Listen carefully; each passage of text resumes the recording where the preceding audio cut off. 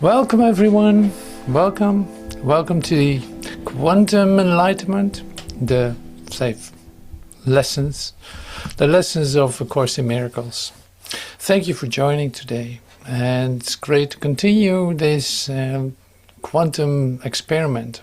It's really what it is. It's like seeing the world in a different way is exactly what quantum enlightenment is, seeing it totally different. And having opportunities for that all the time. So that's the practice, that is the training, that's the book, the blue book we use. Well, poor text too, but anyway, it's like the blue book we use at this point. And so that's our the recipes are in here for a quantum experience. And this quantum experience has nothing to do with the world as you saw it before. That's what makes this different. That's why this is kind of, something you have to get into to learn to see in a different way, to undo what was like normal to you. Normal in the sense of thinking, normal in the sense of responding. You responded to an outside world, to call one thing. It's like, well, there is no outside world. That one just blew up right in your face. The world does not exist as you perceive it. That's the quantum field that we're entering into. This world is of your own making. It does not exist. So anything that happened in it, including the past experiences that you have, including what you think is going on now, including what you think the future will look like. All the threats that you are perceiving at this point in time and space have nothing to do with anything. It has nothing to do with reality, that's for sure.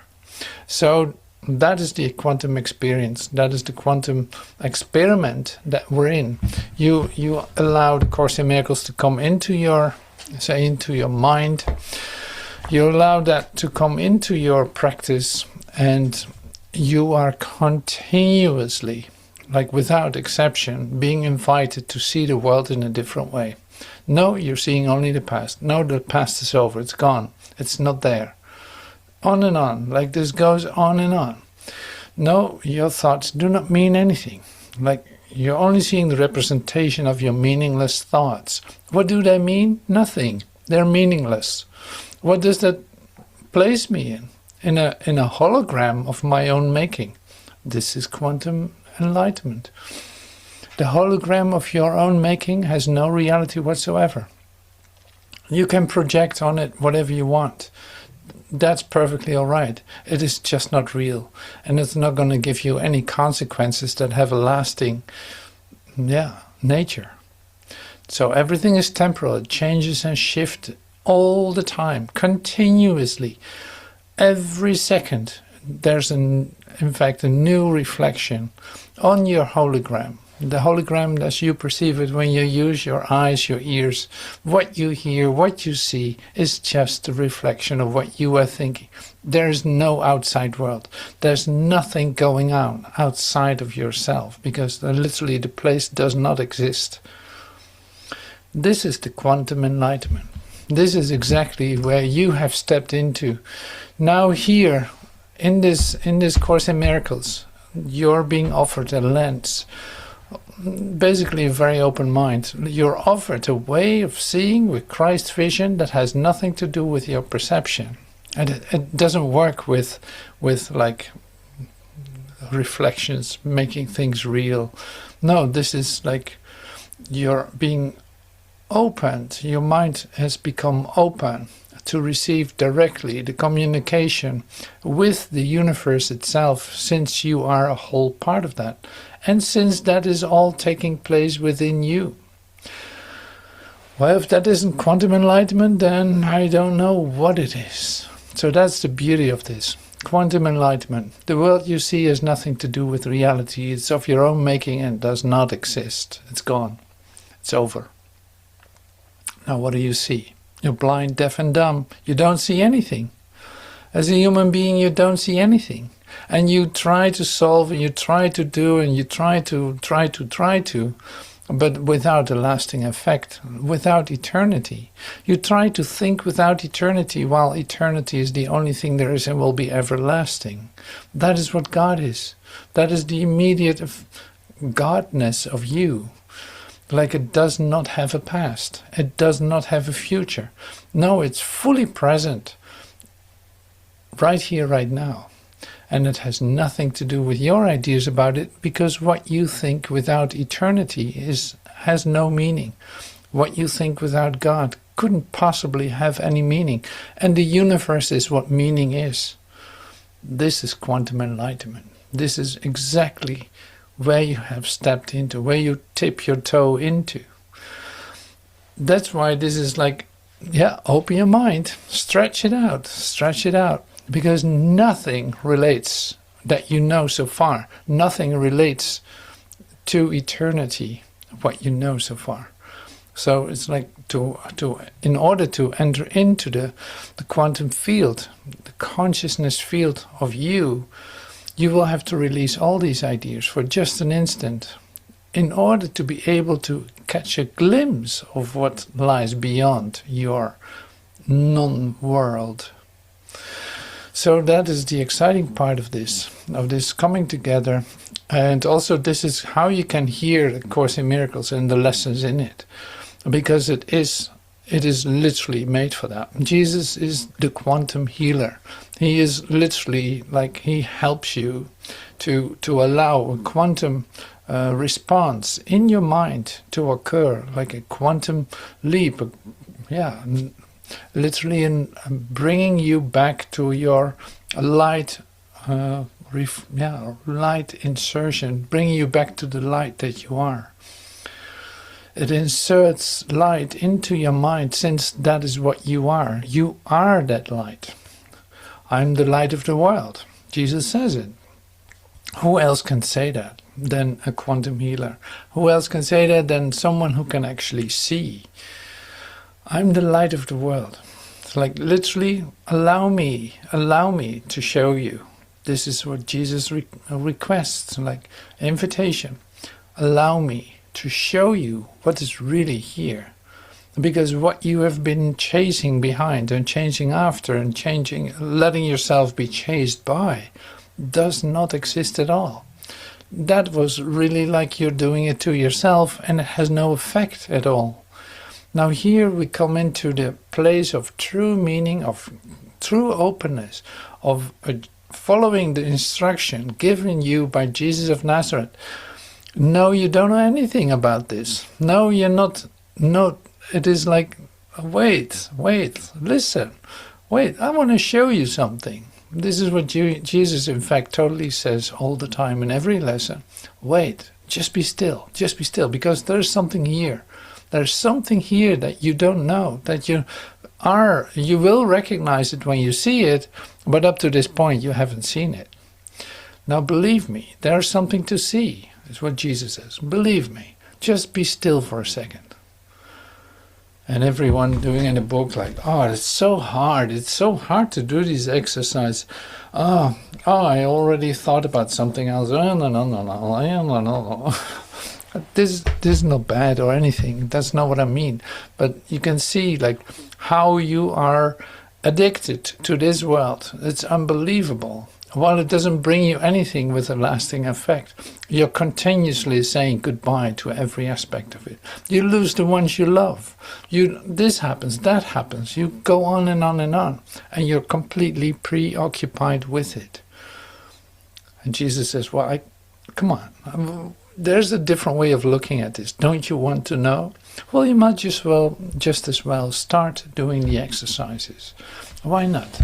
And you only have to do what it says. You don't have to make things up for it, or you don't have to force yourself, but you might get inspired to practice this well, because it will literally open your eyes and ears, instead of the misery, pain, death and destruction that you are facing as soon as you open your little thing here. As soon as you open this up and you go to your news page, it is destruction, it is this, it is that, and it is It has no reality, but you keep yourself occupied with it. You really think that there's something going on that is threatening you. You really think that there's a world outside of you. There is not. You're only seeing the past. What can you tell me about the past? It is over. It's gone. So here we are. And so today I want to use the Quantum Enlightenment video that we're going to watch on Wednesday with the Master Teacher, looking at a couple of lessons. So this is the same. Who's Master Teacher? Is that a teacher somewhere from Wisconsin teaching teachers and all this? I say, no, absolutely not. No. No, Master Teacher is a quantum healer. He is manifested out of time and bringing himself into this to save you from yourself. And that means when he's sharing something, you might as well listen, unless you want to preoccupy yourself with this world. Like, here's an invitation to step out of that for just a moment and actually like open up your ears for something that you can hear with your whole being. That is what is given by Master Teacher. It's a light frequency that you recognize to be literally incarnated in every cell of your body. It can literally resonate with every aspect of your body and your mind. So that brings about a change and literally the whole balance of your system as you know it, as you try to hold it together and try to balance it, it will literally disrupt that. And it will help you to open up, to start to perceive and receive what is given to you in a whole different way. Whether that's on a cellular level, whether that's on a quantum level, whether that's on a neuroscientific level, that's perfectly all right. But here we are, opening our ears, hearts and minds, eyes, and trying to discover, like opening up to discover something new that is so total part of you that will never leave you. So that is in fact the invitation that goes out in the materials that we use. This is not a Course in Miracles. This is a recipe book from Quantum Enlightenment, brought to you from out of time. It has nothing to do with time. It just tells you, here's a blueprint. Get out of where you find yourself. Here's the switch.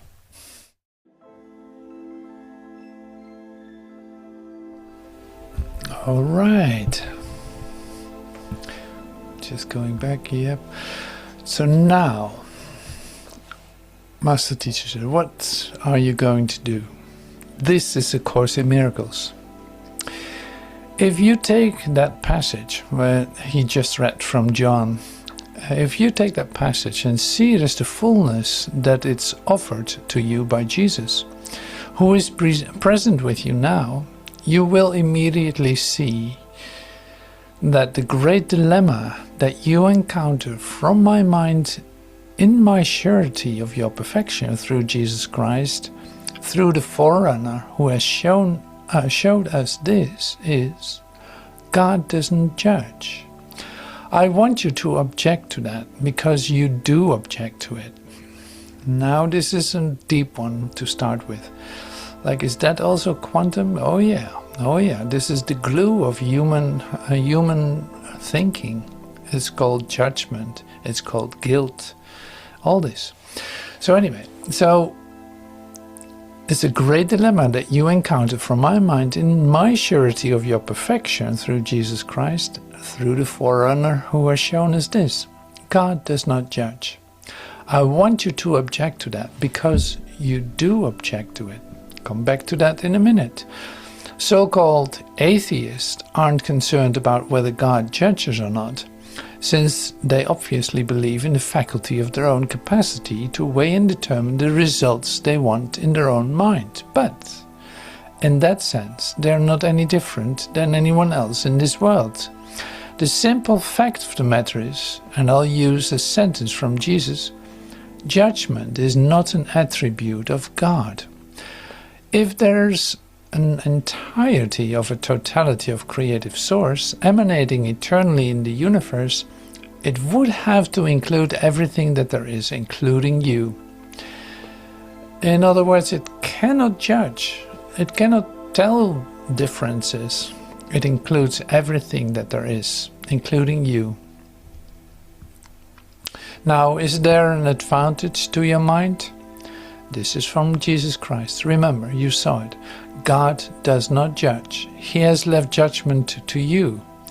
Now, if there's an advantage to this fundamental theology, and I assure you that there is, it's the relief that God, a total source of love and reality, has nothing to do with this world. This is the practice of the fundamental teaching of Jesus Christ, who says very simply, what you see will come back to you in a like fashion. As you judge, you will be judged. That is the basis for the theology that I'm offering you. So what does that have to do with the practice of... We, of course, will hear more also on Wednesday, but it's like, judge not, that ye be not judged. What you judge, like that will come back to you. What you sow, you shall reap. This sounds simple, but the thing is that you got completely stuck in this mode. You think that there is something to judge, that there is a better and a good, and that there's a world of opposites, that there is some good people and some bad people, that there's all this differentiation. Like, you cannot avoid that. With your human mind, when you look at it, you will have an idea about it. And you say, like, no, I stay out of judgment. And then I say, okay, so what do you see? Tell me what you see. It's like, that's why you object to the fact that God does not judge. What do you see? And that's a real question. What do you see? What do you see? Like, look at the definitions of, look at the characteristics of what you are seeing. When you use your eyes, when you walk your world, when you say, I don't judge, you can stay out of it. You can stay with your mind out of it, is what you think. But what do you see? So this is always where it comes down to, basically. Like, you think that you can look without judgment, and that's impossible. That you can use your eyes without judging. The fact that you see it is your judgment. You literally cannot avoid being completely so-called guilty about what you see. You see differences, you see people fighting about differences, you see that there's a good and a bad, but you don't judge it, you don't take part in any of it. Okay, wonderful, but what is it? You see it still. In other words, where does that come from? It does not come from anywhere else, but right here.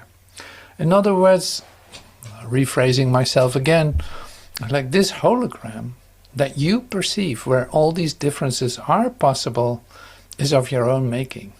It doesn't exist, but it is of your own making, and you enjoy yourself with it. You still think it's real. You still think, well, either part, I'm not going to judge. I'm not going to take part in any of this. No, but you literally put it there. And now you say, I don't have a part in it. Well, you have a part in it. You put it there. You really think it's there. And it tells you something about yourself. You separate yourself from everything. You don't take part, but you still separate yourself from everything. Because you believe it has a reality. You're in the wrong place, so to speak. You find yourself in the wrong place. And wrong in the sense of it has no reality. Okay, that might be difficult to hear. So, but here's the real invitation. It's like, don't judge. God does not judge. So he left all the judgment up to you. And that might be, it's like, why would he do that? Why would God leave all the judgment up to me? I don't want it. I don't want it. Well, is there a way out of this then? I'm like, well, there is, of course. If you realize the unreality of what you are perceiving, including how you perceive yourself, then there's a possibility to enter into a quantum field where suddenly all possibilities are literally there, where there's no judgment to be made, but only basically the fullness of creation is present. I don't know what that means. I don't know how that looks. No, that's right. You cannot imagine that. That's why this is a Course in Miracles. You're being trained to literally go out of time. Short instances, you go out of time. Suddenly you don't know what happened, but something has gone, something has changed. For a moment you didn't feel your pain. For a moment all this concern about the world and the impossibility of this place that you were perceiving, you were out of it for just a moment. Now this is the miracle.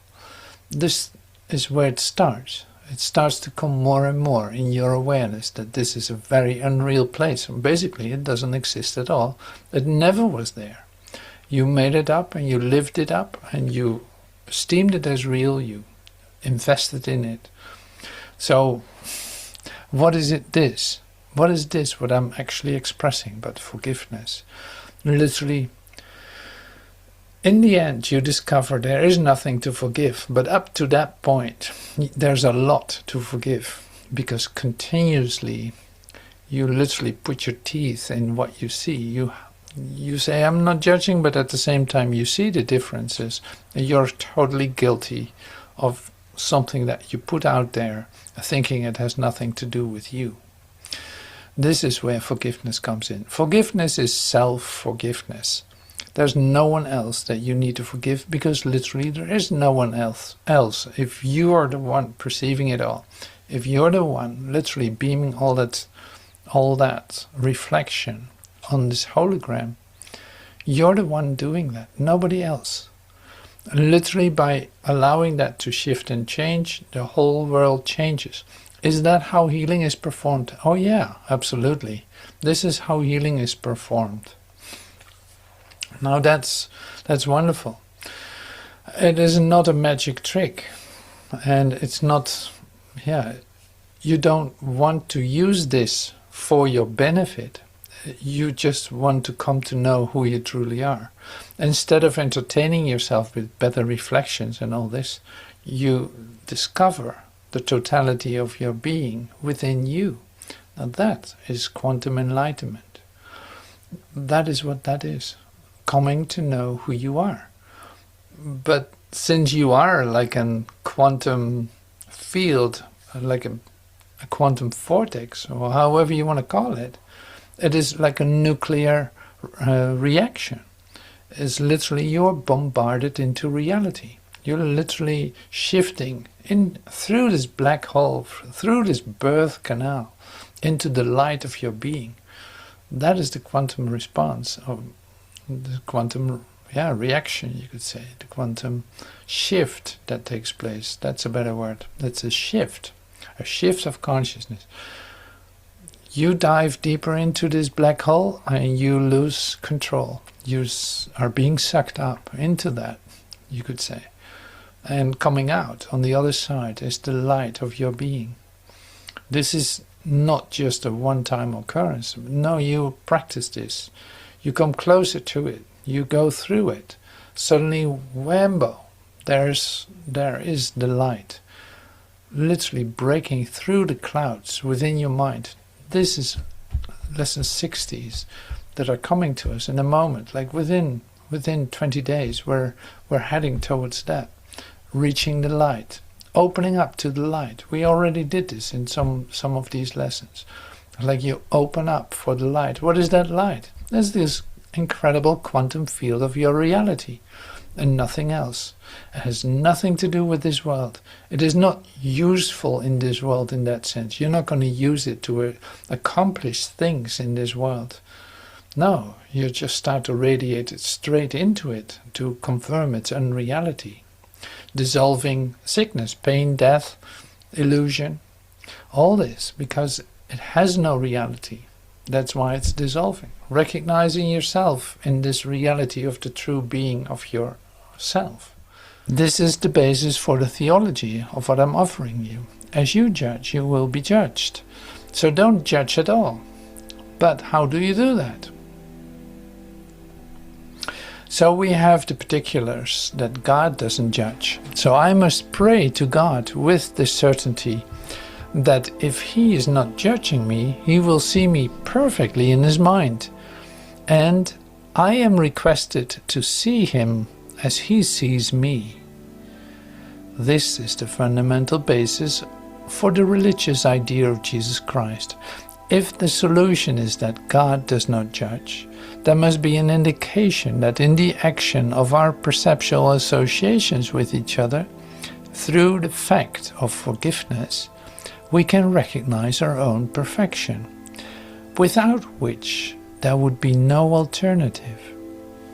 See, this is what I said. It's like you come to the point of self-forgiveness.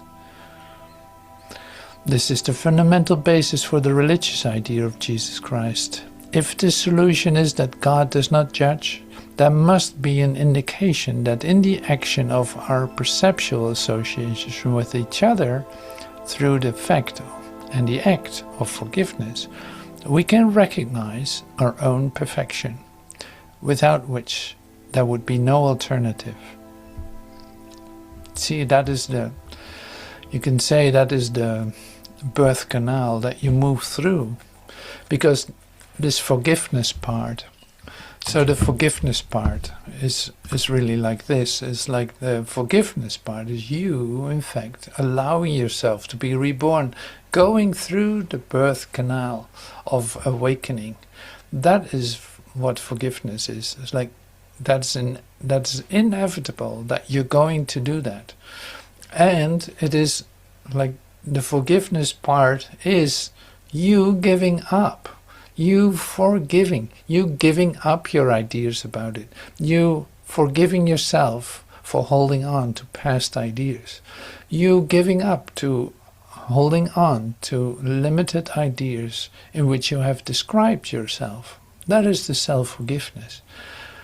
You giving that up, well, that is like a death. It is literally like a death of your ego thoughts, of your attack thoughts, of everything that is associated with an outside world and a you being in that world, by thinking that you're a separate identity walking around on this earth, being exposed to all kinds of powers that seemingly influence you.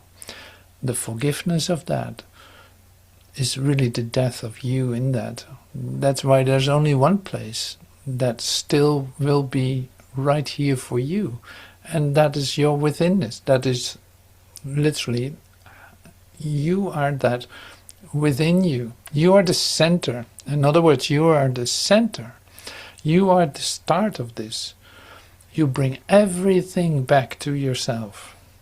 All the guilt, all the shame, all the suffering, all the differences, you bring them all back to yourself, not to anyone else. Now you take responsibility for it, recognizing that it has no reality, and you will not be the one anymore to project it outward, thinking that there can be someone or something attacking you, thinking that there's a threat out there that you need to protect yourself against. That's why this is a huge shift and change. Now, what happens if you actually start to do that, consciously practicing this, allowing a new experience to come to you? You see that this world is changing, or that this world really is like falling apart. It is not that important anymore as a theater where you were experiencing all kinds of things. No, it is being brought back to you. You recognize that you're the dreamer of the dream, that you determine what it is that actually is happening, where that comes from. You choose the source that you want to apply in your beingness. Do I choose a source outside myself? Do I want to use a source that tells me to attack my brother? Or am I coming from my withinness, following the guidance and the direct instruction and guidance from within to extend myself as the light that I am? In a quantum experience of myself, like it is not a choice, just like a little choice. No, there's literally the source is within you. Suddenly you find yourself in a flow that you haven't recognized for a while, but feels very familiar because it is you. It is coming from you. It is in you, and it extends itself as like a well, as a spring of life through you. So that's amazing. Only through these lessons will you will be brought back to that. But you see, it needs a systematic approach. Just because you look for places to go through the maze and basically to stay in the denial. That's why we use this as a reminder every day. Okay, 5 times an hour. Now, okay, 10 seconds and 5 times 10 seconds in an hour. And all this. So in the meantime, you can still be in the denial, and you can play with that and think, still, like slowly but certainly allow a change to occur at your convenience, really like this, at your convenience, until you start to recognize, I don't want any of this. And you come into a total commitment to let this be your reality, to let what comes from within you to extend itself. Wow. Okay. Well, I've said. This needed to be said. It's amazing how this flows. I had no idea what to say. I really can tell you that. It's like I don't know how to approach this, luckily, but I don't need to figure it out. It is given, obviously. Now here we enjoy that all together. So coming to the next part is some, we can like make this a little interactive. I would suggest that we read the first 7 lessons first before we get to the daily lessons now. So that's what I'm preparing for now.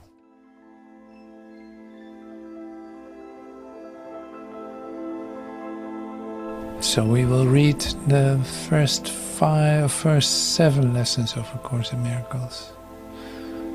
So feel free to read with me, and I will read the first one. Nothing I see means anything. The reason this is so is that I see nothing, and nothing has no meaning. It is necessary that I recognize this, that I may learn to see. What I think I see now is taking the place of vision. I must let it go by realizing it has no meaning, so that Christ vision may take its place. J'ai donné à ce que je vois toute la signification que cela a pour moi. J'ai jugé tout ce que je regarde, et c'est cela et cela seul que je vois. Cela n'est pas la vision, ce n'est qu'une illusion de réalité, parce que mes jugements ont été faits tout à fait à part de la réalité. Je suis désireux de reconnaître le manque de validité de mes jugements parce que je veux voir.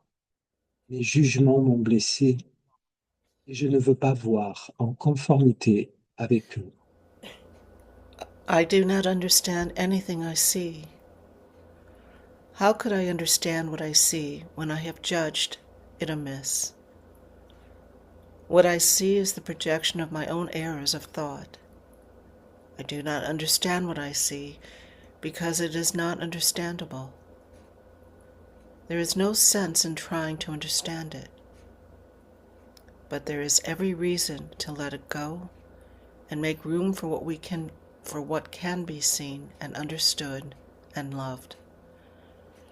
I can exchange what I see now for this merely by being willing to do so. Is not this a better choice than the one I made before? These thoughts. Vas-y. Ok. These thoughts do not mean anything. The thoughts of which I'm aware do not mean anything because I am trying to think without God. What I call my thoughts are not my real thoughts. My real thoughts are the thoughts I think with God. I'm not aware of them because I've made my thoughts to take their place. I'm willing to recognize that my thoughts do not mean anything and to let them go. I choose to have them be replaced by what they are intended to replace. My thoughts are meaningless, but all creations lie in the thoughts I think with God. Je ne suis jamais contrariée pour la raison à laquelle je pense. Je ne suis jamais contrariée pour la raison à laquelle je pense, parce que j'essaie constamment de justifier mes pensées. J'essaie constamment de les rendre vraies. Je fais de toutes choses mes ennemis, de sorte que ma colère est justifiée et que mes attaques sont légitimées. Je ne me suis pas rendu compte à quel point j'ai mésusé tout ce que je vois en lui assignant ce rôle. J'ai fait cela pour défendre un système de pensée qui m'a blessé. Et je ne veux plus. Je suis désireux d'en lâcher prise. I am upset because I see what is not there. Reality is never frightening. It is impossible that it could upset me. Reality brings only perfect peace. When I'm upset, it is always because I've replaced reality with illusions I made up. The illusions are upsetting because I've given them reality and thus regard reality as an illusion. Nothing in God's creation is affected in any way by this confusion of mine. I am always upset by nothing. I see only the past. As I look about, I condemn the world I look upon. I call this seeing. I hold the past against everyone and everything, making them my enemies. When I have forgiven myself and remembered who I am, I will bless everyone and everything I see. There will be no past and therefore no enemies, and I will look with love on all that I failed to see before. So we're going to bring that back to the lessons, say the 30s, a little bit up in the 30s. So I'll bring that up in a second. But you see that in the first 7 lessons, everything is about judgment. You might never have heard that before, but basically it's all about judgment, the thing that you actually cannot do, but have done. So you've done something that is impossible and that you're very accustomed to. And so the greatest shift is in stop doing that by training your mind in a systematic way, like we do with the lessons. That is the way to get out of it, because it really needs to be reprogrammed. It's no accident that in the first, say, 15 lessons, everything is about basically releasing your judgment. You can call it forgiveness, but it's like, yeah, you need to give up. You see a world out there and you really think that there's something occurring. Until you let go of that idea, until you see that that is not the origin of your upset, then something can really change and you start to see, because then there's no threat. So the problem, you can say, like one of the effects of your judgment is, like, judgment is one thing. The other thing is the defense to justify it. You literally use your response to your judgment is that you're holding on to it. That's why you keep seeing it. So it is like doubly blocked. You could say it's doubly blocked in the denial. First, you see it, you judge it, and then you defend it also.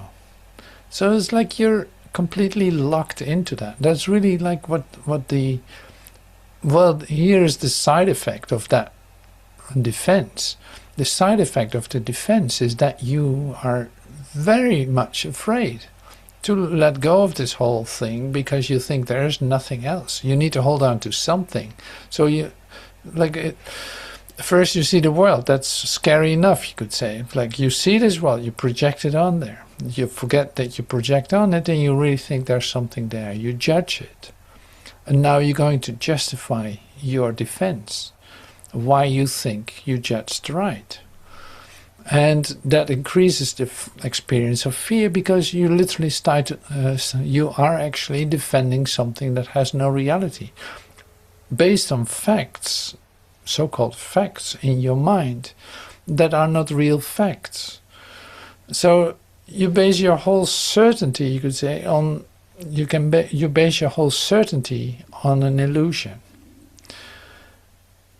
But you keep defending it because you're afraid to lose that. And you think it can do something to you because you have given it power. Now it can attack you. If you don't defend yourself, it will attack you. So your defense is based on the idea that it has a power, that it can do something to you. Well, this is literally the prison where you put yourself in your human thinking. And you keep doing that until you recognize that there's no need to do that. That by releasing these ideas that there's nothing lost. No, it's just a release of the fear that something is going to attack you or that there's something threatening you. That's why reality is never frightening. It's impossible to frighten you because it's the only real thing and you're a whole part of it. There's no part that could attack you since you are a whole part of it. That's even reasonable. So quite the lessons, aren't they?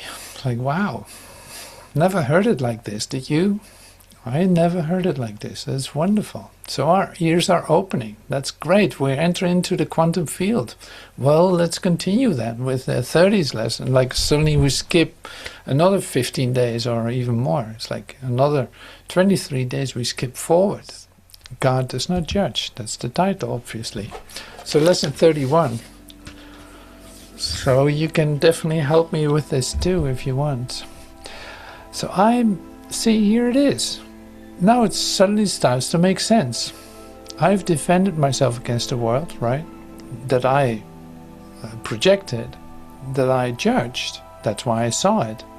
And that I defended myself against, like, yeah, I need to keep this defense in place, otherwise I'm gonna have the world attack me.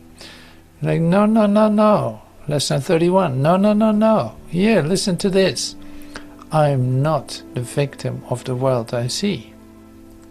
How can I be the victim of a world that can be completely undone, if I so choose? How can you be a victim of the world, if it can be undone? Completely undone, if I so choose. My chains are loosened. I can drop them off merely by desiring to do so. The prison door is open. I can simply leave simply by walking out. Nothing holds me in this world. Only my wish to stay keeps me a prisoner. I would give up my insane wishes and walk into the sunlight at last. See how this is a quantum recipe to get you out of your imprisonment. If you think there's any reality to sickness, pain and death, you should read this very well. I am not the victim of the world I see.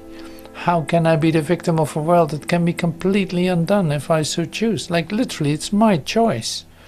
I'm the one projecting this, all of it. I'm the one defending my projections, defending my judgment. And I'm very scared in doing so.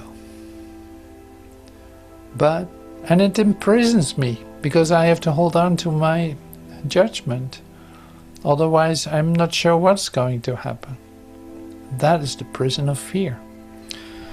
Now I discover the door is open and I can simply walk out. nothing holds me in this world. Wow, that's amazing. So anyone, go ahead. J'ai inventé le monde que je vois. J'ai inventé la prison dans laquelle je me vois. Tout ce que j'ai besoin de faire est de reconnaître cela et je suis libre. J'ai inventé la prison dans laquelle je me vois. Et tout ce dont j'ai besoin, c'est de reconnaître cela et je suis libre. Je me suis illusionnée au point de croire qu'il est possible d'emprisonner le Fils de Dieu. J'ai fait amèrement erreur dans cette croyance que je ne veux plus. Le Fils de Dieu doit être libre à jamais. Il est tel que Dieu l'a créé, et non ce que je voudrais faire de lui. Il est là où Dieu voudrait qu'il soit, et non là où je pense le tenir prisonnier. There is another way of looking at the world. Since the purpose of the world is not the one I ascribe to it, there must be another way of looking at it. I see everything upside down. My thoughts are the opposite of truth. I see the world as a prison for God's Son. It must be then that the world is really a place where he can be set free. I would look upon the world as it is and see it as the place where the Son of God finds his freedom. I could see peace instead of this. When I see the world as a place of freedom, I realize that it reflects the laws of God instead of the rules I made up for it to obey. I will understand that peace, not war, abides in it. And I will perceive that peace also abides in the hearts of all who share this place with me. My mind is part of God's. I'm very holy. As I share the peace of the world with my brothers, I begin to understand that this peace comes from deep within myself. The world I look upon has taken on the light show of my forgiveness and shines forgiveness back at me. In this light, I begin to see what my illusions about myself kept hidden. I begin to understand the holiness of all living things, including myself, and their oneness with me. So you end up here then. So my mind is part of God's. I'm very holy. So this holiness is not like a Catholic holiness or something. It's like not. It has nothing to do with the ideas of holiness that you might hold. That's always the amazing thing. It's like all this, like it looks like Christian words, Christian language, but basically it isn't, because you have given these words already meaning. When I say holiness, you might even have difficulty expressing it. Like, what is holy about me? Like the holiness that you perceive, that you have made as an idea, is not what holiness is. This is with every aspect of it. That's why don't be disturbed by the words, because the fact that you're disturbed by the words is only because you gave it value. You literally defined it to something that it isn't. Otherwise you would jump in joy about what you read and take everything in, because it is like full of life. It is literally the elixir for life that you're reading, that you're breathing, that you're taking parts of. Like literally you're consuming that. You recognize that. But it has nothing to do with your definitions. Like to define is to limit. This cannot be defined, but it can literally be opened up to your divinity. So that's always the difference between divine and divine. Yeah, the divine, or are you going to define something, or is it divine? See, this with words always difficult. It just one letter difference makes all the difference. Something that is defined doesn't need to be defined. It simply is what it is. And this is what I said in the beginning, like beyond all your ideas and the undoing of all these ideas, literally this birth canal that you're moving through in the transformation of your mind, that is taking place right now, right here and right now. Like you move through that for the undoing of everything that you have made up, that you have given value, for everything, every little part of that, in order to come to its origin, where when you are, it's like in the experience of the origin, you see that you never left. The rest was not real and was not, it was divined. So that's why understanding of all this is not necessary in order to have a full-blown experience of it. And you don't even have to try to understand it. There, from your world, it says in the beginning lessons too, like there's no sense in trying to understand it, what is going on here, because basically there is nothing going on here. All the things that you think are going on was given meaning by you in your defense attack mechanism to keep it in place, to make it to something real, but it falls apart as you look at it, and as you allow literally new insights to come to you. You see it disappear in front of your eyes.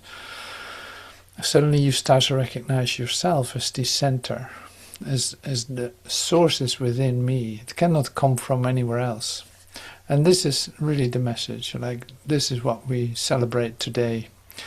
And that's incredible. You see, once your eyes are open, in this moment of coming together, your eyes open up for the idea of judgment. It's like, oh yeah, I keep everything in place by my judgment because I defend my judgment. I want it to be there, otherwise I'm not sure what's going to happen. And now you're being told, no, you can release that defense. Let it go. Just relax into this. Like, reality is never frightening. Don't be afraid for reality. It's not going to take anything away. It's not going to do all the things that you might imagine would happen. None of that. No, it is the totality of your being that you are already. So it cannot take anything away, since you are a whole part of it, and it is whole in itself. It doesn't have different parts. That was just an old idea that you held on to, that there are differences, that there's something out there, and all this. All right, well, that is the message, you could say, of today. That is the insight that is given us to enter into the quantum field anytime you like, to look behind this hologram, look behind the matrix of this defined, limited identity that you have called your own, but that you are waking up out of, and recognize your true identity. You have to come to know who you are, because this is not doable. There's no need to do this any longer. That is the invitation. Thank you for your presence today, for your active participation and your attention, and welcome to the quantum field. Thank you for everything. I hope to see you next week in the next episode of the Quantum Enlightenment. Thank you so much. Bye for now. Thank you.